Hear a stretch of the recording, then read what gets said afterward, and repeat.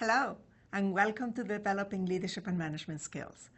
This is a course that is a core course. It's one of the key fundamental skills that we teach in the MBA program. So I'm Mabel Miguel. I'll be your lead instructor for this course.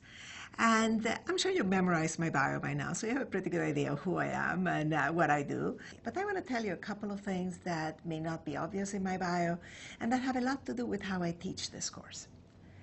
The first thing is, it does say I'm from Argentina, but I'm not sure if that truly impacts or gives you an idea what it means to be from Argentinian. Being from Argentina is like belonging to multiple countries immediately, right? Because Argentinians, after all, are Italians who speak Spanish and think they're Brits. So you're going to see a lot of hand gestures. You're going to see my hands leaving the screen many times as I move them right and forth. You're going to notice that in many of the tapes, I'm actually standing up, because I couldn't sit and do everything I wanted to do with my hands, So you'll get to see that. However, if you speak any Spanish, you're going to notice that my accent is not Argentinian. I actually grew up in Venezuela. And one thing you learn about Venezuelans is that we speak really, really fast. So I spend my whole time going, slow down, slow down. Other times I speed up. I'm enthusiastic about what I do. So that's going to be one of the things you'll see. Another thing that may slip by you in my bio, when you get to the bottom of my bio, you see that my background is in finance and economics.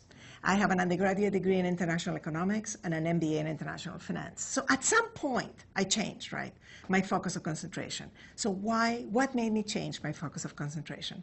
Well, to put it succinctly, I was promoted.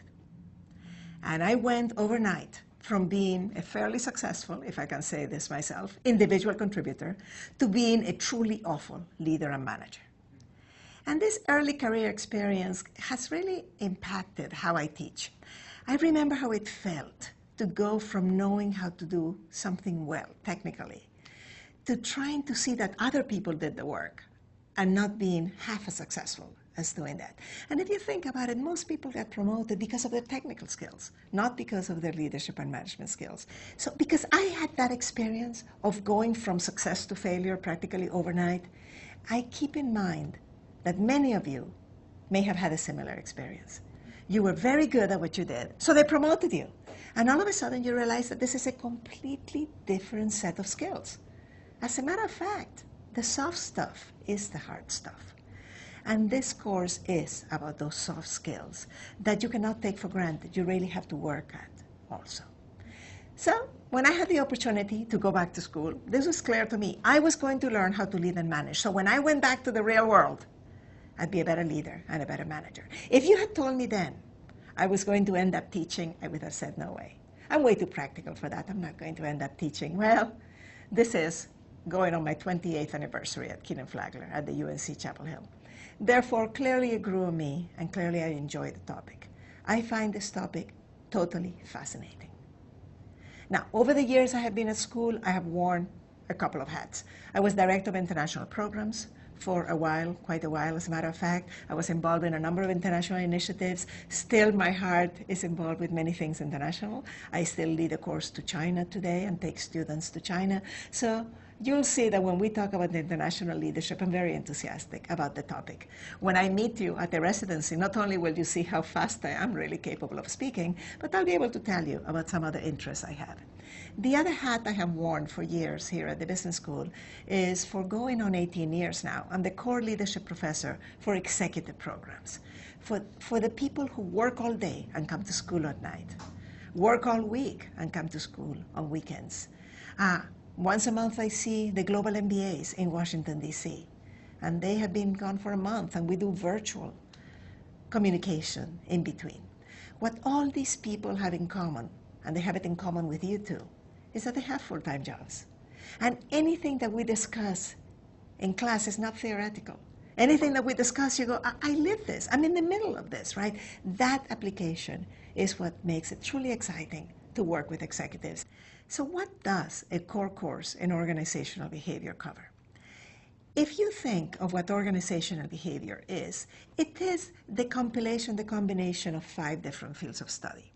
You have sociology, you have psychology, you have social psychology, you have anthropology, and you have political science. So you take those 5 fields and you say, okay, now we're going to look at an organization.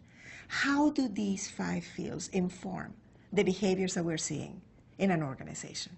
So you're going to hear about theories and ideas that come from all 5 of these fields. Now, this is a huge topic, right?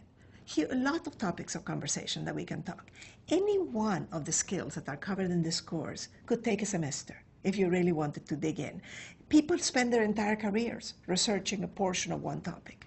So this is a survey course. I cannot aspire to teach everything there is to teach to any one topic, but I can definitely expose you to every single one of the key topics we talk about in organizational behavior. How do we teach a course like this? Well, we expose you to the topics. But before we expose you to the topics, we give you some idea of what skill sets you already have. So you're going to start the program by doing a 360, and we piggyback on that. So what skills do you already have highly developed, and which ones do you need to develop further? Then we'll share state-of-the-art ideas. What's happening today with that particular topic that you should know about? And then we jumpstart you so that you can take it further. So in the end, we will have surveyed the field, and we've enabled you to pick the 1-2 topics. That's part of the assignments for this course. The 1-2 topics you want to work harder on and you want to develop further. And it's your choice, and that's when you'll dig in. In the end, it's an exciting journey. And it's a journey of choice, and I hope I can communicate some of the excitement I feel for this to you.